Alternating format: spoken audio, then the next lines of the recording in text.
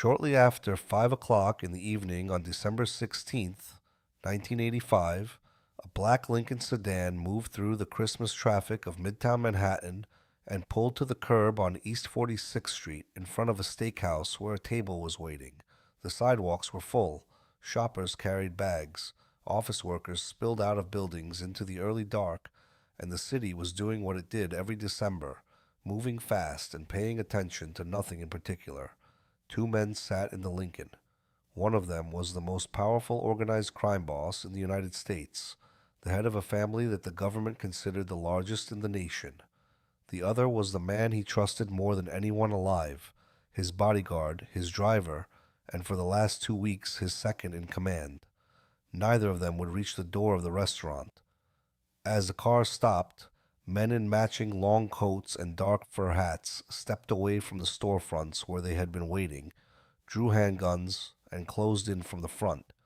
What happened next took less than a minute. When it was over, the boss lay dead on the sidewalk beside a lamppost, and his bodyguard lay dead in the street a few feet away, and the men in the coats were already walking east toward a getaway car. 2 blocks of holiday Manhattan had become a crime scene that would be photographed, filmed, studied, and argued over for the next 40 years. The dead boss was Paul Castellano. He was 70 years old, and he governed his empire less like a gangster than like the corporate executive he privately believed himself to be. The dead bodyguard was Tommy Bilotti, 45, a man who had spent years standing at Castellano's shoulder. The careless version of this story, the one that gets repeated, sometimes turns Bilotti into the man who delivered his boss to the killers. The documented record says the reverse. Bilotti died precisely because he was loyal, because a loyal underboss would have come looking for revenge, and the men who planned the killing knew it. The trap was set by someone else entirely, and that someone was not in the Lincoln. He was watching from across the street. Drop a comment and let me know where you are watching from, because it genuinely makes my day to see how far these stories travel. If you have any interest in the real history behind the headlines, the documented version rather than the movie version, subscribe and stay with me. Now back to that black Lincoln and the two men who never reached the door. To understand the partnership that ended on that sidewalk, you have to understand the size of what Paul Castellano controlled, because the scale is what makes the rest of the story make sense. By the middle of the 1980s, the family he led was generally described by federal investigators as the largest and most powerful of the 5 families of New York, which made it the most powerful in the country. Its money came from the construction industry, from the concrete and the contracts and the unions that decided which buildings got built and by whom. It came from the trucking and garment industries, from labor rackets, from loan sharking and gambling, spread across the boroughs, from the meat and food distribution trade, and from extortion folded so neatly into the cost of doing ordinary business that the people paying it often thought of it as just another expense.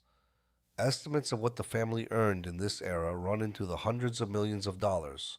Castellano did not earn it with a gun in his hand. He earned it with an understanding of how money moves through legitimate industry, and how a criminal organization can attach itself to that flow and skim from it without ever being seen. He lived accordingly. On a hilltop on the Todd Hill section of Staten Island, he had built a 17-room mansion that neighbors and reporters came to call the White House, a structure modeled on a famous residence in Washington, complete with columns and an Olympic-sized pool. He surrounded himself with the trappings of a businessman rather than a soldier. He preferred a quiet dinner and a discussion of figures to the noise of the street, and by the accounts of men who knew him, he thought of himself less as a mobster than as the head of a Fortune 500 company, a man whose product happened to be illegal but whose methods were corporate. And he trusted very few people. The man he trusted most, the man who drove him, guarded him, and stood at his shoulder through the worst stretch of his life, was Tommy Bilotti. That trust was real, and it was returned, and within a single minute on a December evening it was extinguished. To see how both of these men arrived at that curb, you have to go back to a butcher shop in Brooklyn.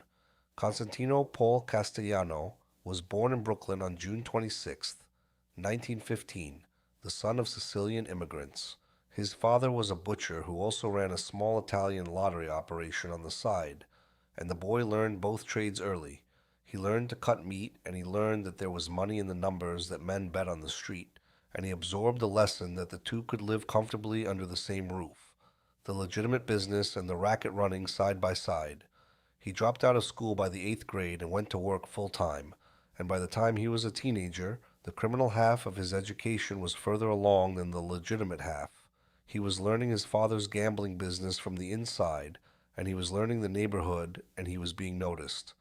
His first arrest came in 1934 when he was 19 years old, for robbing a clothing merchant in Hartford, Connecticut. He was caught, and the police wanted the names of the two men who had been with him. Castellano refused to give them. He served roughly 3 months and said nothing, and in the world he was entering, that silence was worth far more than the few months it cost him. A young man who could take a conviction without naming anyone was a young man who could be trusted, and trust was the entire currency of the organization he was about to join. The episode set the pattern for everything that followed. Castellano would spend his life valuing discretion, distance, and silence, and he would build a career on the principle that the man who says nothing survives. Loyalty and silence built his early reputation, and loyalty and silence were exactly what he would one day demand and receive from a driver named Tommy Bilotti. The connection that made his career was marriage. In 1937, he married Nina Mano, and the marriage tied him directly into the orbit of Carlo Gambino, who was both his first cousin and, through an earlier marriage, his brother-in-law. Gambino had married Castellano's sister Catherine, which meant the two men were bound together twice over, by blood and by marriage. As Gambino rose through the ranks of the organization, then led by Albert Anastasia, Castellano rose with him, not as an outsider earning his way in, but as family, which in that world was the strongest position a man could hold. He was given responsibility over the kinds of operations he understood, the businesses and the rackets that looked like commerce, and he handled them well. In 1957, Castellano was among the dozens of high-ranking mobsters who gathered at a private estate in the small town of Appalachian in upstate New York for what was meant to be a national meeting of organized crime leadership. The gathering was raided by state police, and the sight of powerful men fleeing through the woods in their expensive suits became one of the first public proofs that a national criminal organization actually existed.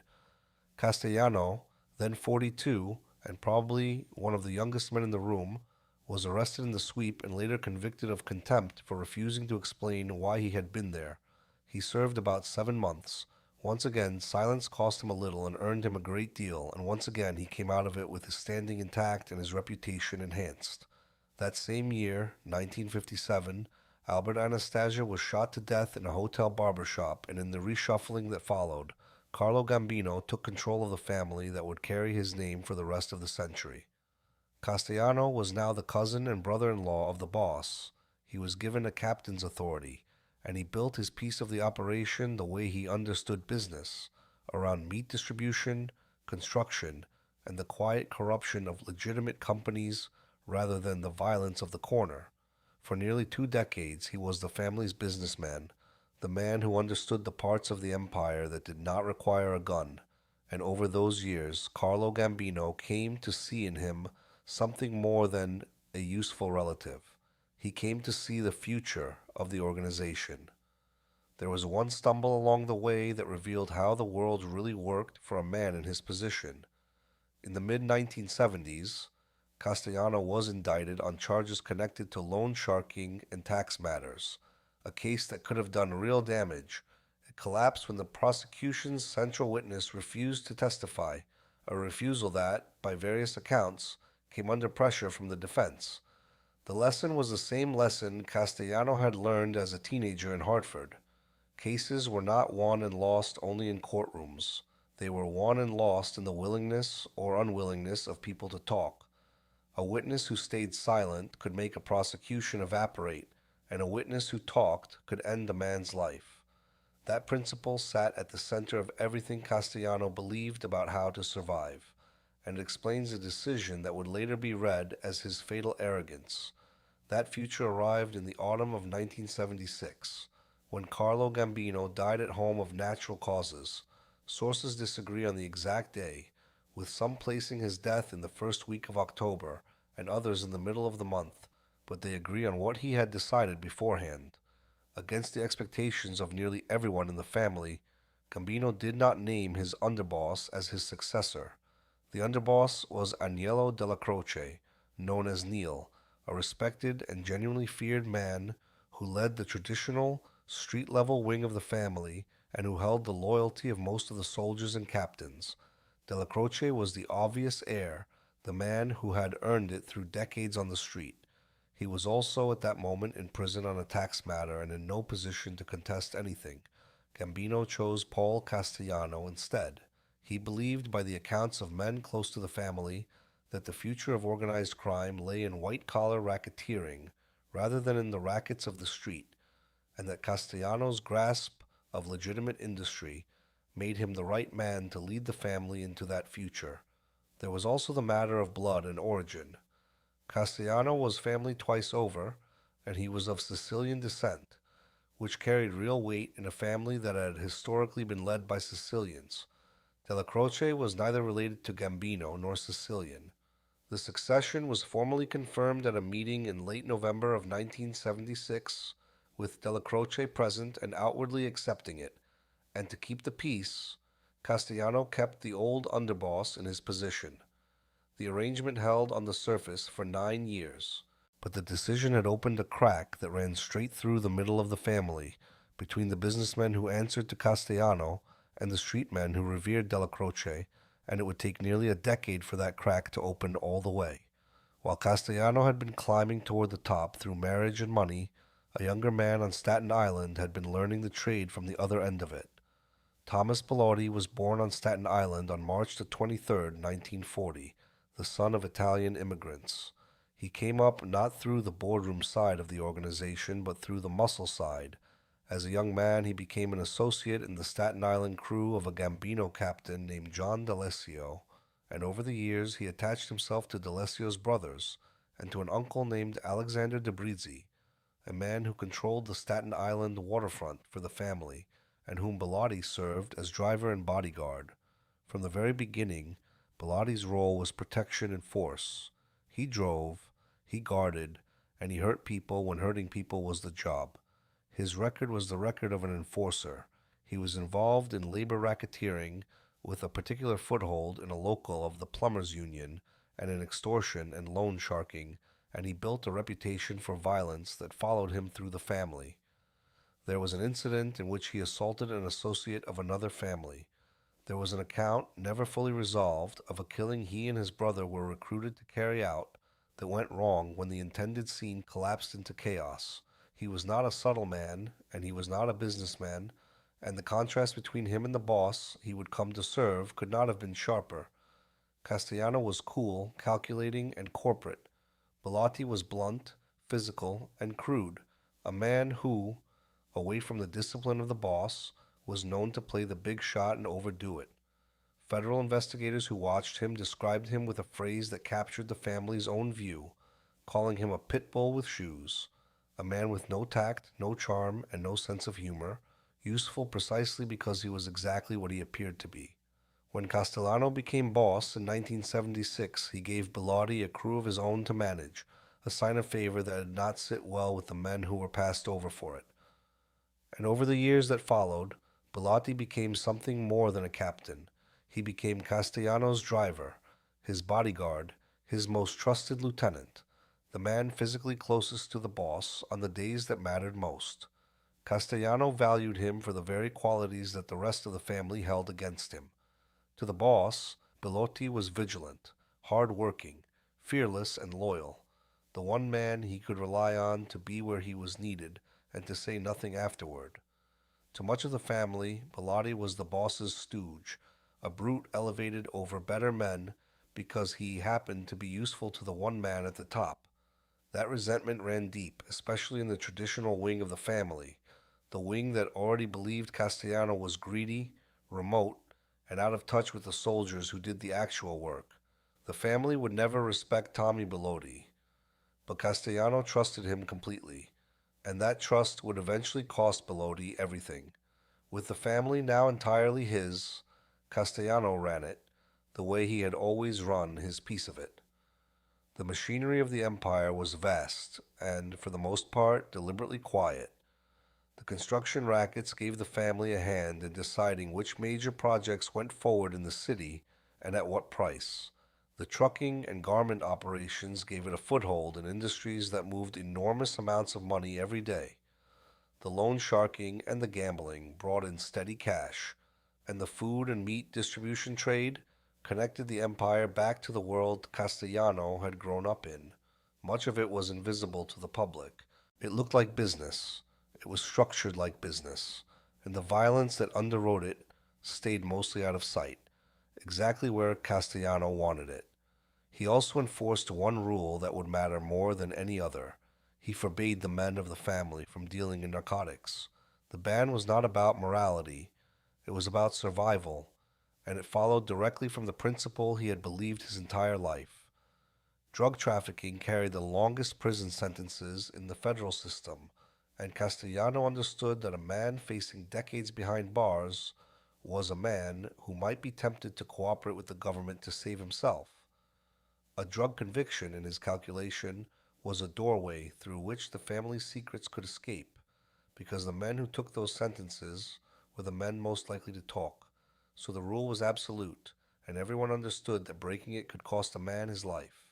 It was a rule built entirely on the fear of informants, and the irony is that the things Castellano did to enforce it would help produce the betrayal that killed him. There was one corner of the empire where the violence was anything but quiet, and Castellano's connection to it would eventually help destroy him. A crew operating out of Brooklyn under a man named Roy DeMeo ran a stolen car operation that shipped vehicles overseas for enormous profit. The same crew was responsible for a long series of killings, so methodical and so gruesome that investigators came to describe the operation as a kind of human disposal machine, with bodies dismembered and scattered so that they could never be assembled into evidence. DeMeo took envelopes of cash up the chain, and some of that cash reached Castellano, which meant the boss profited from the operation even though he kept himself far from its day-to-day brutality. It was the arm's-length arrangement he preferred in everything, money flowing up to him while the work stayed below him, and the blame, in theory, stayed below him too. But arm's length is not the same as clean. The connection to DeMeo's crew would later land Castellano in a federal courtroom as a defendant, and the same caution that had built the empire, the careful distance, the refusal to take the obvious risks, was already making enemies of the younger men who wanted to do business their own way and resented a boss who took a cut while forbidding the trades that paid best. By the middle of the 1980s, the careful distance was no longer enough, because the federal government had decided to dismantle the leadership of all 5 New York families at once, and Castellano found himself caught in 2 separate prosecutions at the same time.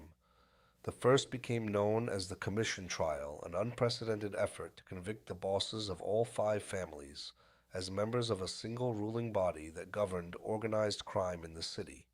The case was built in part on years of surveillance, including photographs of the bosses arriving at and leaving meetings, and the indictments came down in February of 1985, naming Castellano among the defendants as the head of his family. The second case grew out of the DeMeo crew. In the autumn of 1985, Castellano went on trial alongside several co-defendants on charges connected to the stolen car ring and the murders that had surrounded it. For the first time in a long and careful career, the businessman who had spent decades staying out of sight was the most visible accused criminal in New York. He posted bail of $2 million and was released, and then he had to do the thing he had spent his life avoiding, which was to appear in public day after day as a defendant. The press waited for him at the courthouse every morning. Cameras filmed him arriving and leaving, an aging man in an expensive coat, and beside him, always, was Tommy Bilotti, driving him, walking him in, standing close enough to touch. The footage of the boss and his bodyguard moving in and out of federal court became some of the most familiar images of the family in that era, and it captured, without anyone realizing it at the time, the visual record of a partnership that had only a few months left to run. Castellano had turned 70 that summer. He was tired, he was in failing health, and he was facing the genuine possibility of dying in a cell. The image the cameras kept producing, the old boss and his ever present bodyguard, side by side, was the image of a loyalty that was about to be tested in the most final way a loyalty can be tested. The danger closing in on Paul Castellano did not come from the prosecutors alone. It came from inside his own family, and the fuse had been lit by a set of tape recordings he was not supposed to know existed. In the mid-1980s, federal agents had been listening to the conversations of men around John Gotti, a captain in the family's street wing, and a protege of the old underboss Della Croce. Gotti's brother Gene and his close friend Angelo Ruggiero were both deep in the heroin trade, in direct violation of the family's drug ban, and they were indicted on narcotics charges. The case rested in part on wiretaps that had captured Ruggiero talking freely in places he believed were private, and on those recordings, the men did two dangerous things at once. They discussed their drug dealing openly, which proved beyond any doubt that they had broken the one rule that could cost them their lives, and they made disparaging remarks about Castellano himself, the kind of contempt for the boss that, if he heard it, could not be taken back. When Castellano learned that the recordings existed, he demanded the transcripts. He had every right to them as boss, and he had a powerful personal reason to want them, because the tapes would tell him exactly how far the violation of his drug ban reached, exactly which of his men were involved, and exactly what they were saying about him behind his back. Ruggiero refused to hand them over, knowing that their contents would seal his fate and Gotti's. The man who stood between Castellano and the tapes was Della Croce, the dying underboss, who protected his faction and stalled the boss with assurances and delays. As long as Della Croce lived, he functioned as a buffer, a respected elder who could keep Castellano from moving against the street wing without tearing the whole family apart in the process. The old man was the last thing holding the two halves of the family together. The recordings did damage in another way as well. The same legal process that produced the wiretaps gave the government cause to plant listening devices in Castellano's own home, and the result was a vast trove of recordings, by some accounts around 600 hours, that tied the family to its rackets in the city's industries, including a scheme in the garment trade. The pressure was now coming from every direction. Castellano was on trial in two major cases. His own house had been turned into evidence against him, and he now knew that men inside his family had broken his most important rule and mocked him while doing it. He began to plan a response. The men on the tapes understood what that response was likely to be. A boss who learned that his captains had violated the drug ban and insulted him was a boss who might well order their deaths, and Gotti and Ruggiero came to believe, rightly or wrongly, that Castellano intended to break up Gotti's crew and possibly to kill them all. The threat had become mutual. As long as Della Croce lived, the fuse stayed unlit, because the old man held the factions in their uneasy balance. But Della Croce was dying of cancer, and everyone in the family knew it. Then Della Croce died on December 2nd, 1985, and the balance he had maintained for 9 years died with him. What followed were two decisions by Castellano that his enemies would later seize on as the final provocations, the moves that turned simmering resentment into a death sentence for the boss himself. The first was an absence. Castellano did not attend Della Croce's wake.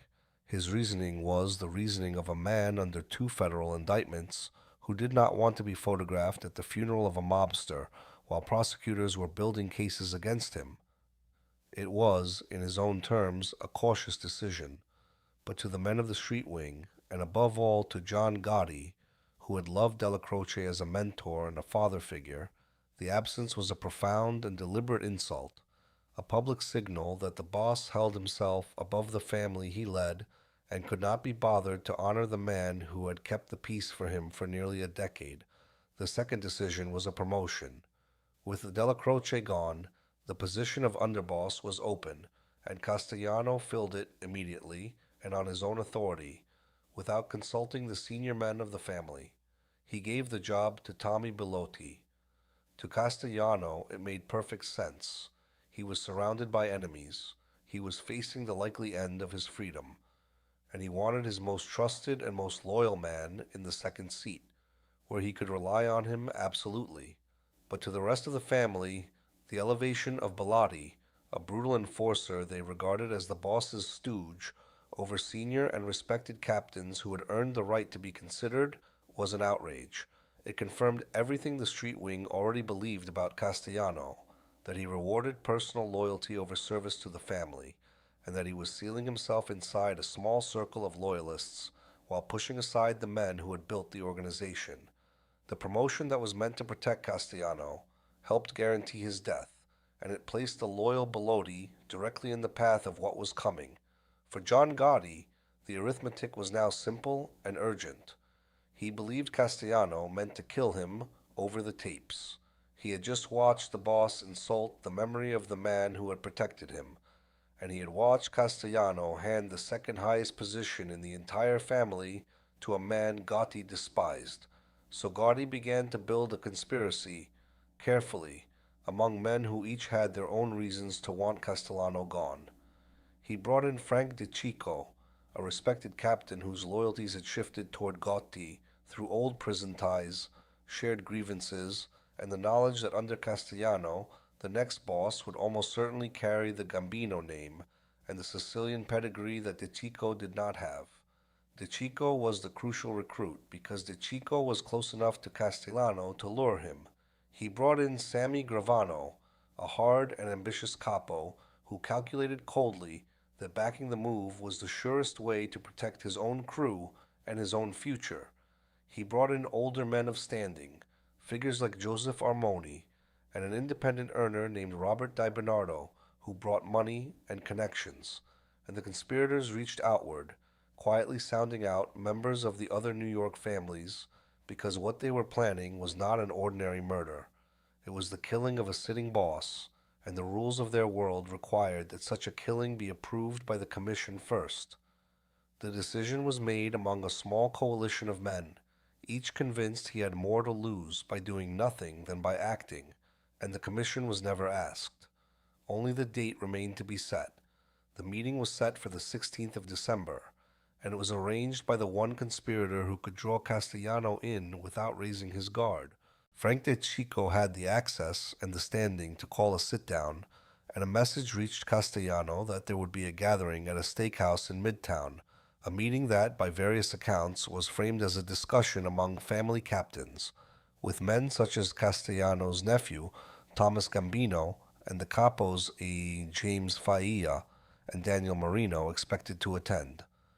Whether the stated pretext involved a dispute over commercial garbage routes or simply a routine family sit-down, the accounts differ, but the effect was identical. Castellano had no reason to suspect the meeting was anything other than ordinary family business, the kind of thing he attended regularly, and he agreed to come. The man inviting him was a trusted captain. The men expected at the table were his own people, including his blood relative. There was nothing in it to alarm a careful man, which was exactly the point. The plan was finalized the day before. According to Gravano's later account, the operation involved roughly 11 men, divided into shooters, backup gunmen, and getaway drivers, nearly all of them made members of the family. On the afternoon of the 16th, the team gathered in a small park on the Lower East Side of Manhattan to go over their assignments one last time. The shooters were there, and they had been dressed for the job in a way designed to confuse witnesses and make every gunman look identical. They wore long matching coats and tall fur hats in a Russian style. Accounts of the color of the coats vary, with some describing them as white and others as pale beige, and Gravano himself, by his own telling, was never certain whose idea the costume had been, though he suspected it came from within Gotti's circle and admired it as a clever stroke. The point was uniformity. Witnesses outside a crowded restaurant would see a row of identical figures and be unable to tell one from another, unable to give police a description that meant anything. Every detail had been thought through, which is what made it so different from the chaotic street killings of an earlier era. John Gotti and Sammy Gravano took up their own position. They would not be among the shooters. Instead, they would sit together in a car near the restaurant, watching, with a radio to give the signal. Their job was to confirm with their own eyes that both targets were present before the team moved, and then to make certain the work was finished. The shooters would wait near the entrance, positioned to converge the moment the car arrived. The backup gunmen would be ready in case anything went wrong. The getaway routes were mapped. By the evening of the 16th, everything was in place. Every man knew his role, and the whole apparatus waited on a single thing. All that was missing was the black Lincoln. Shortly after 5 o'clock in the evening, that Lincoln was working its way across Manhattan toward the steakhouse. Earlier in the day, Castellano had stopped to see his attorney, James LaRosa, the lawyer steering him through his trials, and from there, Bilotti drove him toward the dinner meeting. Castellano sat in the passenger seat. Bilotti drove, as he always did. The two of them moved through the holiday traffic of Midtown, and at one point, Castellano's car came to a stop at a red light directly alongside the very men who were about to kill him, Gotti and Gravano in their own vehicle, close enough to confirm with their own eyes that the boss and his new underboss were both inside.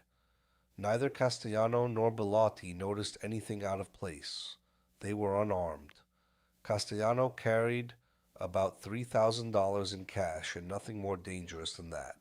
Bilotti, the bodyguard, the enforcer, the pit bull with shoes, carried no weapon either, because there was no reason on this particular evening to expect a threat. They were going to dinner with family. The Lincoln pulled up to the curb on East 46th Street, and Bilotti brought it to a stop near the restaurant entrance, alongside a no parking sign that meant nothing to a man in his position. Gravano used the radio to send the signal that the boss had arrived. As the two men began to climb out of the car, Castellano from the passenger side and Bilotti from the driver's side, the men in the matching coats moved in from where they had been standing and opened fire at close range. Castellano was hit as he came out of the passenger door and fell to the sidewalk near a lamppost, dead within seconds. Bilotti was shot as he stepped out on the driver's side, and accounts describe him standing for an instant in disbelief, staring across the roof of the car at his boss being cut down, before the gunfire reached him as well. He collapsed into the street a few feet from the car. Both men were struck repeatedly in the head and the torso. Sources differ on the small details, on whether there were 3 shooters or 4 at the immediate scene, and on the precise minute the shooting began, with some placing it just after 5 and others closer to half past, but the outcome is not in dispute. Within a minute it was finished, and 2 of the most powerful figures in American organized crime were dead on a midtown street while holiday shoppers scattered. The gunmen did not run in a panic. They moved away on foot down 46th Street toward a waiting car and were gone before the first police arrived. Gotti and Gravano, from their vantage point across the street, did the one thing professionals do to be certain. They drove their own car slowly past the scene to confirm with their own eyes that both men were dead on the ground. And as the killers dispersed, Frank DeCicco, the man whose meeting had drawn Castellano to the curb, encountered Thomas Gambino, Castellano's nephew, who was arriving for the very sit-down that had been used as bait. DeCicco told the younger man that his uncle had just been shot and that he should get back to his car and leave, which Gambino did. The first word to reach the city's newsrooms came as a brief police notice that 2 white males had been shot and killed beside a black Lincoln in Midtown. Within hours, the identities were known, and the meaning was clear to everyone in law enforcement and everyone in the underworld. Within minutes, on a December sidewalk, the most powerful crime boss in America lay dead by a lamppost, and the man who had guarded him, the man he had trusted with his life and elevated only 2 weeks before, lay dead in the street beside him, never having drawn a weapon because he never knew he would need one. Within 2 weeks, John Gotti was the boss of the Gambino crime family.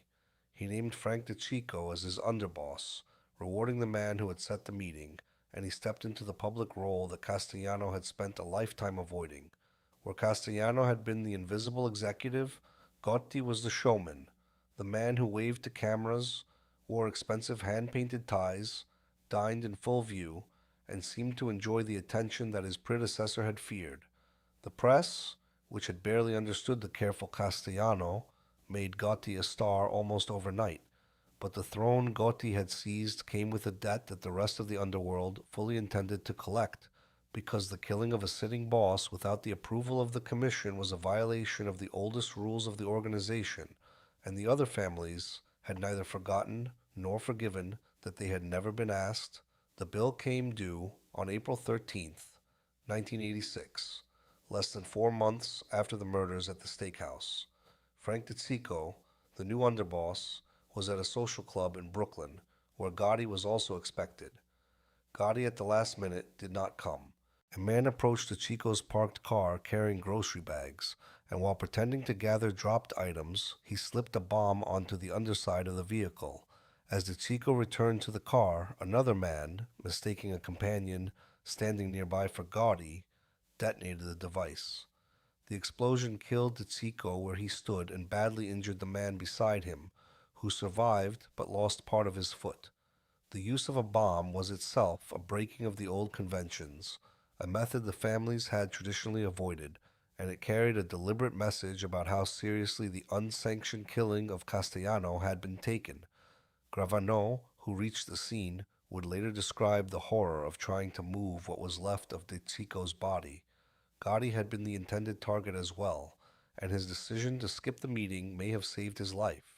The betrayal that had built Gotti's throne had already begun to consume the men who built it with him. Rudolph Giuliani, then the United States Attorney, leading the federal assault on the families, had condemned the steakhouse killings and promised that those responsible would be found, and the machinery behind that promise was already turning toward Gotti. For a few years, it seemed the law could not touch John Gotti. He went on trial and was acquitted, and the public came to know him as the Teflon Don, the boss against whom no charge would ever stick. He cultivated the image. He became a folk hero in his own Queens neighborhood, a man who threw block parties and projected invincibility. But the invincibility was partly an illusion built on tampered juries and frightened witnesses. One of those early acquittals, it was later discovered, had not been the work of his cleverness at all, but of simple corruption, because the foreman of the jury had been paid a bribe of $60,000 to deliver a verdict of not guilty. The government, humiliated by the acquittals, turned the conviction of Gotti into an organizational crusade. By 1990, federal agents had assembled extensive recordings of Gotti speaking freely in places he wrongly believed were secure, talking about the family's business and, fatally, about the men around him. In December of that year, he was arrested. The case that finally held was built on the testimony of the man who had sat beside Gotti in the car outside the steakhouse. Sammy Gravano, by then the underboss, had grown disillusioned, in part because he had heard Gotti on the recordings, disparaging him and maneuvering to leave him holding the blame for the family's crimes. In 1991, Gravano did the thing the family's entire code was built to prevent. He turned, and he agreed to testify for the government, eventually admitting his own involvement in 19 murders. On April 2nd, 1992, with Gravano describing from the witness stand how Gotti had ordered the killing of Castellano and how the two of them had watched it unfold from across the street, John Gotti was convicted on 13 counts, including the murder of Paul Castellano, racketeering, and obstruction of justice. He was sentenced to life in prison without the possibility of parole. The boss, who could not be touched, had been brought down by the testimony of the very man who had helped him seize power, the same betrayal of the code that Castellano's whole career had been built to prevent.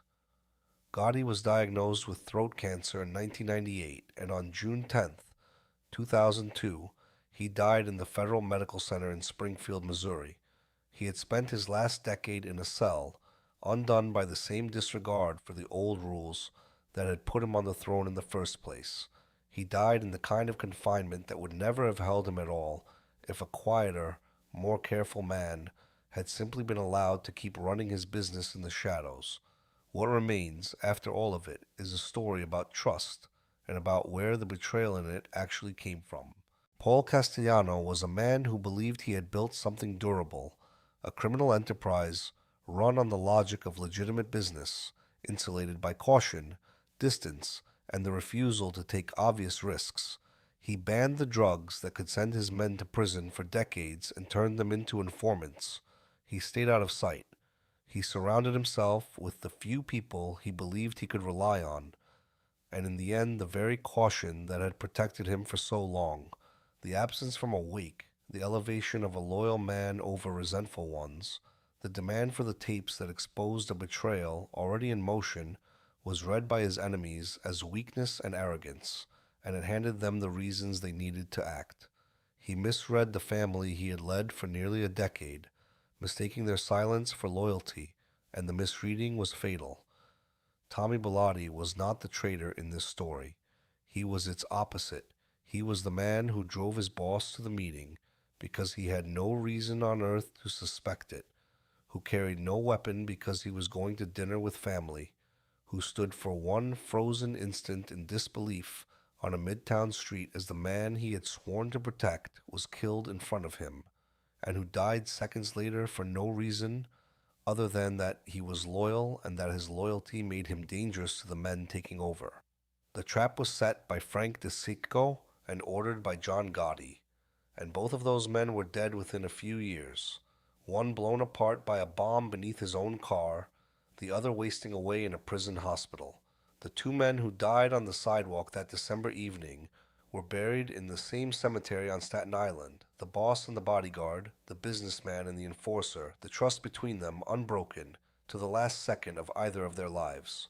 The killing outside that steakhouse is remembered as the last great public assassination of a New York Mafia boss, the moment the old order gave way to the new, and the spark that began the slow public unraveling of an organization that had operated in shadow for most of a century.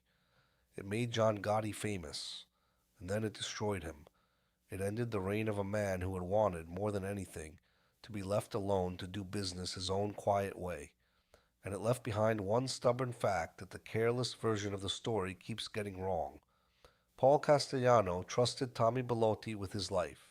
Bilotti honored that trust all the way to the pavement and never broke it. The betrayal came from somewhere else entirely, from inside the family and from the table itself, and in the end, it cost everyone who touched it exactly what it had cost the two men in the black Lincoln.